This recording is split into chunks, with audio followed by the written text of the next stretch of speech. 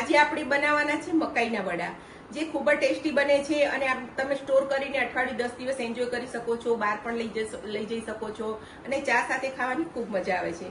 અને ચોમાસાની ઋતુમાં ચા અને વડા ખાવાની ખૂબ મજા આવે છે અને ઝડપથી બની જાય છે. તો ચાલો આપણે રેસીપી સ્ટાર્ટ કરીએ. તમે મારી ચેનલને સબસ્ક્રાઇબ કરજો, લાઈક કરજો અને શેર કરજો. તો મકાઈના વડા બનાવવા માટે આપણે આ મકાઈનો લોટ લીધો છે, આ ખાટું દહીં લીધું છે, મોણ માટે તેલ લીધું છે, આદુ મરચાં મેં પાણી નાખીને પીસી લીધા છે, કસૂરી મેથી છે, હળદર છે, હિંગ, તલ, અજમો, ગરમ મસાલો અને મીઠું. તો હવે આપણે રેસીપી સ્ટાર્ટ કરશું. તો મકાઈનો લોટ મેં અહીંયા 500 ગ્રામ લીધો છે. તમે વધારે ઓછો તમારે લઈ શકો છો. તો એની અંદર આપણે પહેલા મીઠું નાખી દઈશું. તો મીઠું 1 ચમચી ભરીને નાખું છું, થોડુંક ઉપર નાખીશું. અને આ 1 ચમચી જેવા મેં તલ લીધા છે. ગરમ મસાલો ફ્લેવર માટે મેં નાની અડધી ચમચી લીધી છે. આ હિંગ નાખું છું નાની અડધી ચમચી. આ હળદર છે. આ કસૂરી મેથી છે. જો તમારી પાસે અવેલેબલ ના હોય તો તમે સ્કીપ પણ કરી શકો છો. તો આ કસૂરી મેથી આપણે નાખી દઈશું. આ આદુ મરચાં છે, એને મેં થોડું પાણી નાખીને વાટી લીધા છે. આ અજમો એ મેં અડધી ચમચી જેવો લીધો છે. આપણે મોણ માટે તેલ 2 ચમચા લઈ લઈશું. 2 ચમચા ભરીને આપણે તેલ નાખવાનું છે. અને આ ગોળ મેં 2 ચમચી લીધો છે, તો 2 ચમચી આપણે ગોળ લઈ લઈશું. અને આ દહીં છે એ થોડું ખાટું લેવાનું છે અને આપણે એની અંદર 4 ચમચી જેવું આપણે દહીં નાખી દઈશું. આમાં થોડાક મસાલા ચડિયાતા હોય તો વડા ખૂબ જ ટેસ્ટી લાગે છે.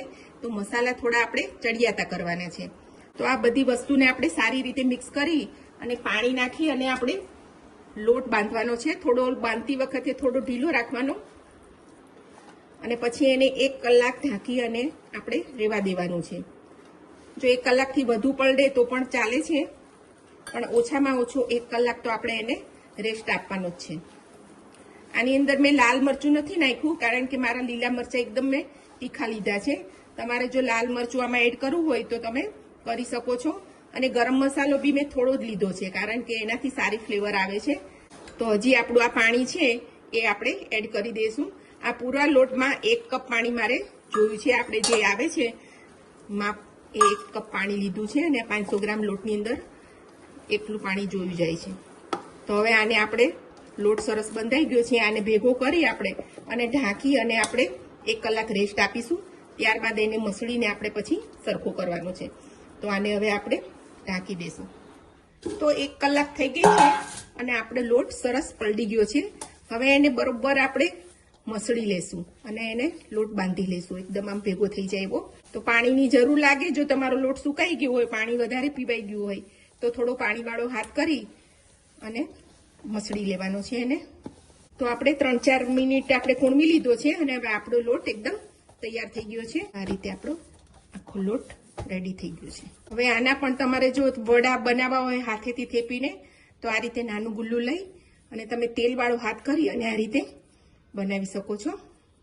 ઇઝીલી બની જાય છે સરસ. આપણે આજે મણીને જ બનાવવાના છીએ. તો હવે આપણે મણી લેશું. તો આવો આપણે મોટો ગુલ્લો લઈ લીધો છે. એને આપણે આ ઘઉંનું અટામણ મેં લીધું છે, એની અંદર આપણે કોટ કરી લેશું ને હળવા હાથેથી એને મળી લેવાનું છે. કિનારીઓ તો ફાટશે આપણે, પણ આપણે એને કાપી લેવાના છીએ, એટલે થોડા જાડા જ બનાવવાના છે. તો આપણે એને આ ગ્લાસથી કટ કરી લેશું. આ રીતે આપણા વડા તૈયાર કરવાના છે. રીતે આપણે બધા વડા પ્લેટમાં લઈ લેવાના છે અને પછી એકી સાથે બધા તળી લેશું. તો આ ઇઝીલી થઈ જાય છે. આપણે થેપવાની પણ ઝંઝટ નથી રહેતી અને બધા એક જ સરખા વડા થાય છે. તો આપણા બધા વડા વણી અને આપણે કાપી અને તૈયાર કરી લીધા છે. આ રીતે કરવાથી ફટાફટ ઢગલાબંધ આપણા વડા તૈયાર થઈ જાય છે અને સરસ રીતે ઉઠલી પણ જાય છે. તો હવે આપણે એને તળી લેશું. આપણું તેલ ગરમ થઈ ગયું છે. મેં તેલ મૂકી દીધું હતું. તો આપણે ગરમ તેલમાં વડા નાખવાના છે. પહેલા ફાસ્ટ ગેસ રાખવાનો અને પછી ધીમા ગેસ ઉપર આપણે એને તળીશું. થોડીક વાર એને હલાવવાના નથી, એની જાતે થોડા ઉપર આવવા દેવાના છે, નહીંતર આપણા વડા તૂટી જાય. એટલે આપણે એને તરત ને તરત આપણે નહીં નાખીએ જારો. તો આપણા વડા હવે ઉપર આવી ગયા છે. તો હવે આપણે એને ટર્ન કરતા જશું. એકવાર ઉપર આવી જાય પછી જ આપણે એને હલાવવાના છે.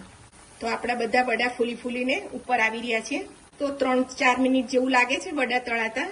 તો હવે આપણા વડા બધા તળી ઉપર આવી ગયા છે તરીને. તો હવે એને આપણે 2 મિનિટ રાખી અને કાઢી લેશું. તો હવે આપણે એને તેલમાંથી બહાર લઈ લઈશું.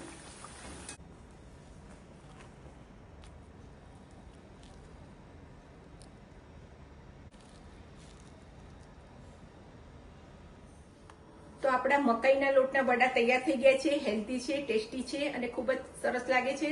તો તમે આ રેસીપી જરૂરથી ટ્રાય કરજો. મારી ચેનલને સબસ્ક્રાઇબ કરજો, લાઈક કરજો અને શેર કરજો.